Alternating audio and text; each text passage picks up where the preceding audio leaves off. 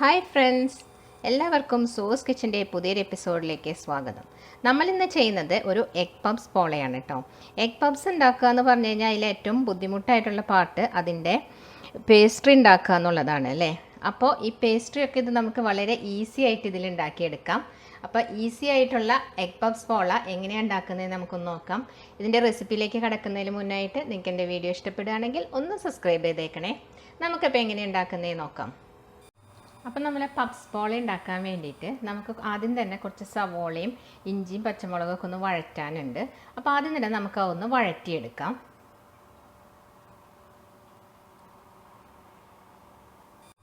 ഒരു പാൻ അടുപ്പിൽ വെച്ചിട്ട് ഞാൻ ചൂടാക്കിയിട്ടുണ്ടായിരുന്നു. അതിലിപ്പം 1.5 ടേബിൾ സ്പൂൺ വെളിച്ചെണ്ണ ഒഴിച്ചു കൊടുത്തിട്ടുണ്ട് കേട്ടോ. അതിലേക്ക് നമ്മൾ 2 സവോള വലുത് അരിഞ്ഞതാണിത്. ഇപ്പോൾ ചെറിയ സവോളയാണെങ്കിൽ 3 എടുക്കാം കേട്ടോ.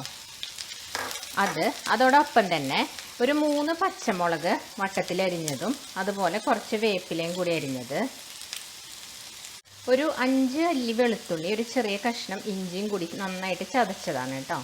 അതും കൂടി ഇട്ടിട്ട് ഒരുമിച്ച് ഇതെല്ലാം ഒന്ന് വഴറ്റിയെടുക്കാം.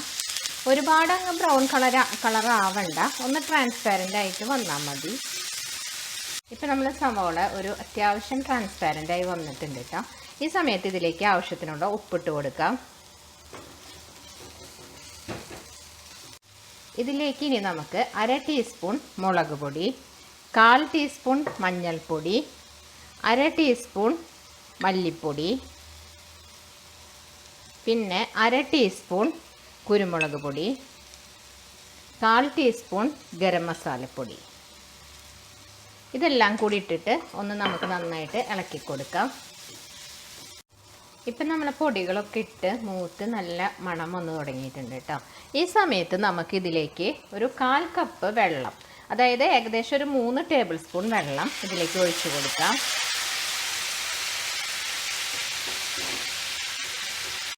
എന്നിട്ട് ഇതൊന്ന് നമുക്ക് അടച്ച് വെച്ചിട്ടൊന്ന് വേവിക്കണം കേട്ടോ. അപ്പോൾ ഞാനിതൊന്ന് മൂടി വെക്കാൻ പോവാണ്. ഒരു 2 മിനിറ്റ് കഴിഞ്ഞിട്ടുണ്ട് കേട്ടോ. അപ്പോൾ നമുക്കൊന്ന് മൂടി തുറന്ന് നോക്കാം. അപ്പോൾ നമ്മൾ സവോളയൊക്കെ ഇവിടെ നന്നായിട്ട് വെന്ത് വന്നിട്ടുണ്ട്. നമ്മളിപ്പം ബേക്കറിയിൽ നിന്നൊക്കെ വാങ്ങിക്കുന്ന പപ്സ് ഉണ്ടല്ലോ, മുട്ട പപ്സ്, അതിൻ്റെ മസാല സെയിം ഇത് തന്നെയാണ്. ഇതേ ടേസ്റ്റാണ് ആ പപ്സിനകത്ത് വയ്ക്കുന്ന മസാലയ്ക്കും.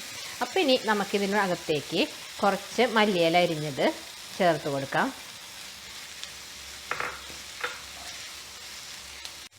ഇപ്പം നമ്മൾ മസാല ആ മല്ലിയില എല്ലാം കൂടി മിക്സ് ആയിട്ടുണ്ട് കേട്ടോ. ഈ സമയത്ത് നമുക്കിനി തീ ഓഫ് ചെയ്യാം. ഇനി നമുക്കിത് സെറ്റ് ചെയ്യാം. ഇനി അടുത്തതായി നമ്മളിവിടെ 4 മുട്ട പുഴുങ്ങി വെച്ചിട്ടുണ്ട്. അതിതാ ഒന്ന് ഇങ്ങനെ സ്ലൈസ് ചെയ്ത് കൊടുക്കാം.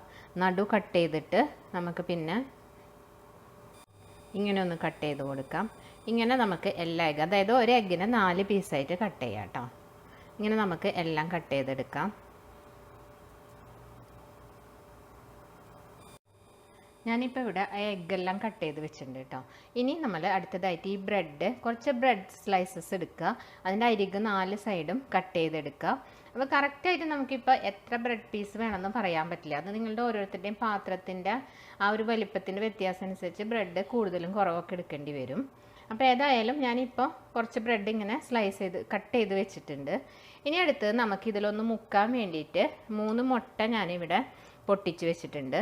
ഇതിലേക്ക് ഒരു 2 പച്ചമുളക് വട്ടത്തിലരിഞ്ഞതും കുറച്ച് വേപ്പില കൂടി അരിഞ്ഞത് ഇട്ട് കൊടുക്കുകയാണ്.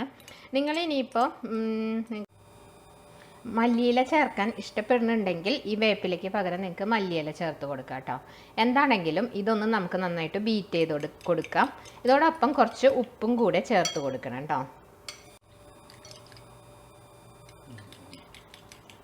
ആവശ്യത്തിനുള്ള ഉപ്പ് ഞാൻ ഇട്ട് കൊടുത്തിട്ടുണ്ട് കേട്ടോ. ഇനി നന്നായിട്ട് ബീറ്റ് ചെയ്യാം. ഇനി നമുക്കിതിലേക്ക് ഒരു 2 ടേബിൾ സ്പൂൺ പാൽ ഒഴിച്ചു കൊടുക്കാം. ഇത് ഓപ്ഷണലാണ് കേട്ടോ. നിങ്ങൾക്ക് താല്പര്യം ഉണ്ടെങ്കിൽ ഒഴിച്ചു കൊടുത്താൽ മതി, ഇല്ലെങ്കിൽ അത് പാൽ ഒഴിക്കേണ്ട, എഗ്ഗ് മാത്രം എടുത്താൽ മതി. ഞാനപ്പോൾ ഇനിയിപ്പം പോള ഉണ്ടാക്കുന്നത് ഇങ്ങനത്തെ ഒരു ചെറിയ സോസ് പാനിലാണ് കേട്ടോ. അപ്പോൾ അതിൽ കുറച്ച് നെയ്യ് ഇങ്ങനെ തടവി കൊടുത്തിട്ടുണ്ട്. എന്നിട്ട് നമ്മൾ അടുത്ത് ചെയ്യേണ്ടത്, നമ്മളെ ബ്രെഡ് സ്ലൈസസ് കട്ട് ചെയ്ത് വെച്ചിട്ടുണ്ടല്ലോ, അത് ഈ എഗ്ഗിലൊന്ന് മുക്കുക. എന്നിട്ട് നമ്മൾ ഈ സോസ് പാനിലേക്ക് വെച്ച് കൊടുക്കാം കേട്ടോ. അത് വെക്കുമ്പോൾ നിങ്ങൾ ശ്രദ്ധിക്കേണ്ടത് എന്താണെന്ന് വെച്ചാൽ ഇതൊന്ന് കയറ്റി വെക്കാൻ ശ്രമിക്കണേ. അപ്പോഴതിൻ്റെ അരിക് ഇനി മുകളിലത്തെ ലെയർ വെക്കുമ്പോൾ നമുക്കത് കറക്റ്റ് ഒട്ടി നിൽക്കുള്ളൂ. അപ്പോൾ അതൊന്ന് അങ്ങനെ കയറ്റി വെക്കാൻ ശ്രമിക്കണം കേട്ടോ. ഞാനപ്പോൾ ഈ 2 കറക്റ്റ് ബ്രെഡ് സ്ലൈസ് വെച്ച് കഴിഞ്ഞപ്പോൾ ചെറിയൊരു ഗ്യാപ്പാണ് ഇവിടെ വന്നേക്കുന്നത്. അപ്പോൾ ഞാനൊരു ബ്രെഡിനെ പകുതിയാക്കി കട്ട് ചെയ്തിട്ടാണ് പിന്നെ വെച്ച് കൊടുക്കുന്നത് കേട്ടോ. അതുപോലെ നിങ്ങൾ ഇവിടെയൊക്കെ ഇങ്ങനെ ഫില്ല് ചെയ്ത് കൊടുക്കണം, കട്ട് ചെയ്തിട്ട്. ഒട്ടും തന്നെ ഗ്യാപ്പ് ഉണ്ടാവാൻ പാടില്ല, അതുപോലെ ഫില്ല് ചെയ്യണം കേട്ടോ. ഇതാ ഞാനിപ്പോൾ ഇവിടെ എല്ലാം ഗ്യാപ്പില്ലാണ്ട് ഫില്ല് ചെയ്ത് കൊടുത്തിട്ടുണ്ട് കേട്ടോ. എന്നിട്ട് ഒന്ന് പ്രസ് ചെയ്ത് കൊടുക്കുക. അപ്പോൾ അത് നന്നായിട്ട് അവിടെ ഒട്ടിയിരുന്നോളും. ഇത് നമ്മൾ എഗ്ഗും പാലും കൂടിയുള്ളതല്ലേ, അപ്പോൾ അത് നന്നായിട്ട് ഒട്ടിക്കോളും, അത് വിട്ടൊന്നും പോരില്ല. ഇനി ഇതിൻ്റെ മുകളിൽ നമ്മൾ നേരത്തെ ശരിയാക്കിയ മസാല ഉണ്ടല്ലോ, അത് നിരത്തി കൊടുക്കാം.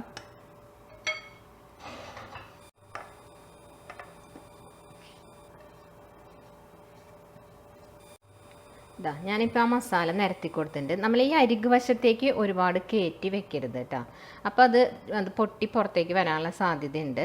അപ്പോൾ ഇതിങ്ങനെ ഈ അരികിന് താഴേക്കായിട്ട് ഇത് വെച്ച് കൊടുക്കണം. ഇനി നമുക്ക് നമ്മൾ നേരത്തെ വെച്ച എഗ്ഗ് ഉണ്ടല്ലോ, അത് നിരത്തി കൊടുക്കാം. ഇങ്ങനെ ഓരോന്നായിട്ട് ഈ എഗ്ഗ് വെച്ച് കൊടുക്കാം നമുക്ക് കേട്ടോ. ഞാനിപ്പോൾ ഇതാ എഗ്ഗെല്ലാം ഇവിടെ നിരത്തി കൊടുത്തിട്ടുണ്ട് കേട്ടോ. ഇനി വീണ്ടും നമ്മൾ ബ്രെഡ് സ്ലൈസ് എഗ്ഗിൽ മുക്കി ഇതിൻ്റെ മുകളിൽ ഒരു ലെയറും കൂടെ വെച്ച് കൊടുക്കാം. ഇതിങ്ങനെ വെച്ച് കൊടുക്കുമ്പോൾ താഴത്തെ ആ ലെയറും ഇതും തമ്മിൽ ജോയിൻ ചെയ്യാനായിട്ട് പ്രത്യേകം ശ്രദ്ധിക്കണം കേട്ടോ. എന്നിട്ട് നമുക്ക് ഓരോന്നും നിരത്തി കൊടുക്കാം. അപ്പോൾ ഇതാ ഞാൻ ഇതിൻ്റെ മുകളിൽ ബ്രെഡെല്ലാം നിരത്തി കൊടുത്തിട്ടുണ്ട് കേട്ടോ. എന്നിട്ട് ജസ്റ്റ് ഒന്ന് ഇത് പ്രസ് ചെയ്ത് കൊടുക്കാം. ഗ്യാപ്പ് ഉണ്ടാവരുതെന്ന് മാത്രമേ ഉള്ളൂ. നിങ്ങൾക്ക് ഇങ്ങനെ നല്ല ഭംഗിയിലാക്കണമെന്നൊന്നുമില്ല. ചെറിയ ചെറിയ പീസസ് കട്ട് ചെയ്ത് ഇങ്ങനെ ഫില്ലിങ് വെച്ച് കൊടുത്താൽ മതി കേട്ടോ. ഇനി നമുക്ക് ഇതൊന്ന് മൂടി വെച്ചിട്ട് ഒന്ന് ബേക്ക് ചെയ്യാൻ മീൻസ് നമ്മളുടെ ഒരു പാനിൻ്റെ മുകളിൽ വെച്ചിട്ട് വേണം ഇത് വേവിച്ചെടുക്കാൻ വേണ്ടിയിട്ട്. അപ്പോൾ ഞാനിവിടെ ഒരു നോൺ സ്റ്റിക്ക് പാൻ ചൂടാക്കാൻ വെച്ചിട്ടുണ്ട്. അതിന് മുകളിൽ നമുക്ക് ഈ പാത്രം വെക്കാം.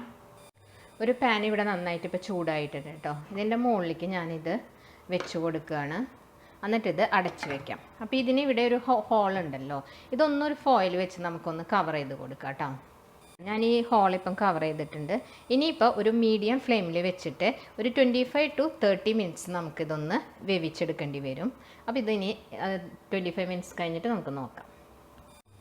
നമുക്ക് ഇപ്പോൾ ഇത് 20 മിനിറ്റ്സ് ഇവിടെ കഴിഞ്ഞിട്ടുണ്ട് കേട്ടോ. നമുക്കൊന്ന് ഓപ്പൺ ചെയ്ത് നോക്കാം.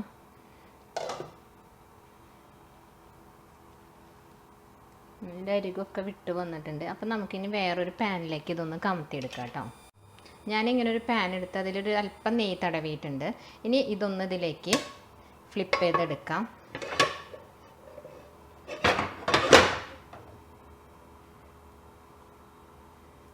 ഇതാ നമുക്ക് ഈ സൈഡ് നല്ല കറക്റ്റ് ഗോൾഡൻ കളറായിട്ട് കിട്ടിയിട്ടുണ്ട് കേട്ടോ. ഇനി നമുക്ക് മറ്റേ വശം കൂടെ ഒന്ന് ഈ അടുപ്പിൽ വെച്ച് ഒന്ന് ഗോൾഡൻ കളറാക്കി എടുക്കണം. ഒരു 5 മിനിറ്റ് അങ്ങനെ ഇരിക്കട്ടെ കേട്ടോ. ഇത് ഈ പാത്രത്തിലേക്ക് ഒന്ന് എടുക്കാം കേട്ടോ. ഒന്ന് ഫ്ലിപ്പ് ചെയ്തെടുക്കാം അത്.